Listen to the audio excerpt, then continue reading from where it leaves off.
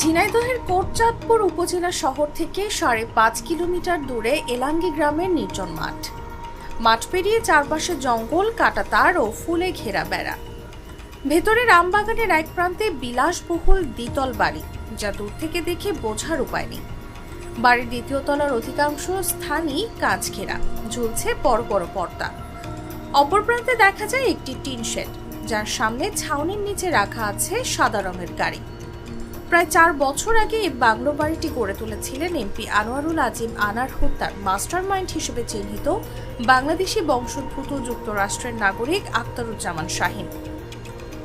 বন্ধু ছিল এটা আমি জানি, যে তাদের মধ্যে একটা ভালো ফ্রেন্ডশিপ আছে, কিন্তু তাদের কি ব্যবসা ছিল না ছিল এটা আমি জানি না। তাদের যে যৌথ ব্যবসা ছিল কি ছিল না এই সম্বন্ধে আমার কোনো ধারণা নেই। রোজার আগে দেখা হয়েছে আমার সাথে, এর মধ্যে আমার সঙ্গে দেখা হয়নি, দু একদিন ফোনে কথা হয়েছে। আর এর মধ্যে সে বাড়িও আসে। বিগত ৩ বছর যাবৎ ও হচ্ছে ওই ঢাকার থেকে আসে, এলাঙ্গিতে থাকে, বাংলা আছে বাংলাটাতে, ওখান থেকে চলে যায়, কোনো দিন বাড়ি আসে। কোটচাঁদপুর উপজেলা ও এলাঙ্গি গ্রাম ঘুরে জানা যায় শাহীনের বাবা আসাদুজ্জামান, তিনি আড়তদারি ব্যবসা এবং কৃষি কাজ করতেন।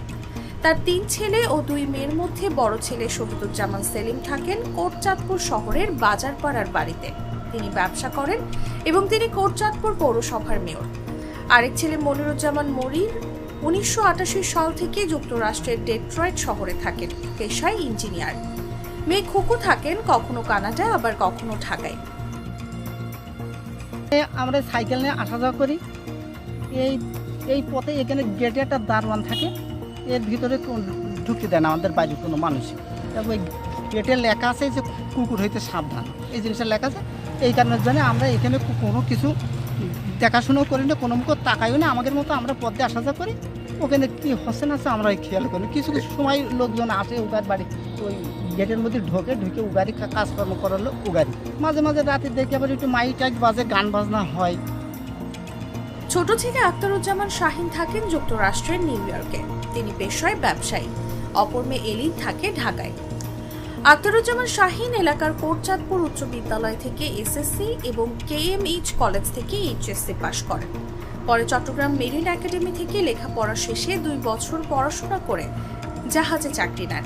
চাকরির ২ বছরের মাথায় OP1 নামের লটারির মাধ্যমে যুক্তরাষ্ট্রে যাওয়ার সুযোগ পান।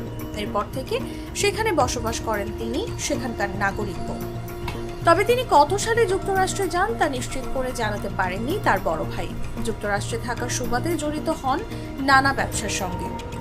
তদন্ত হয়ে যদি দোষী হয়ে গেলে হবে, সেক্ষেত্রে তো আমার মেনেই নিতে হবে, কেননা যেটা তদন্তে বেরিয়ে আসবে সেটাই তো ঠিক। কিন্তু আমার জানা মতে সে এত হিংস্র ছেলে কিন্তু সে না, আমরা তাকে যেভাবে দেখেছি। হ্যাঁ, একটু রাগী লোক আছে, সে একটু রাজভারী লোক আছে, সেভাবে কিন্তু এভাবে হিংস্র টাইপের কোনো কাজ করার মতো আমার জানা নেই, আমার ভিতরে ঢুকছে না জিনিসটা। এই বাড়িটা শাহীন মিয়ার, এইটুকুই জানি, তাছাড়া কিছু জানি না। নাম শুনি যে শাহীন মিয়ার বাড়ি, পাশাপাশি গ্রাম। এই যে এইটা এলাঙ্গা, এইটা চান করা, এই বাড়ি করেছে জায়গা জমি তারই, সব বাপের জমি। এখানে কারণ নেই এক কথা, তার বাপের জমি সে কিনুন। বিভিন্ন ধরনের মালামাল বাংলাদেশ, ভারত, সিঙ্গাপুর, মালয়েশিয়া, যুক্তরাষ্ট্রে আমদানি রপ্তানি করতেন তিনি। এসব দেশে তার যাতায়াত ছিল। গেল পৌরসভা নির্বাচনের সময় ভাইয়ের পক্ষে ভোটের আগে পরে কয়েকদিন বেশ সক্রিয় ছিলেন শাহীন।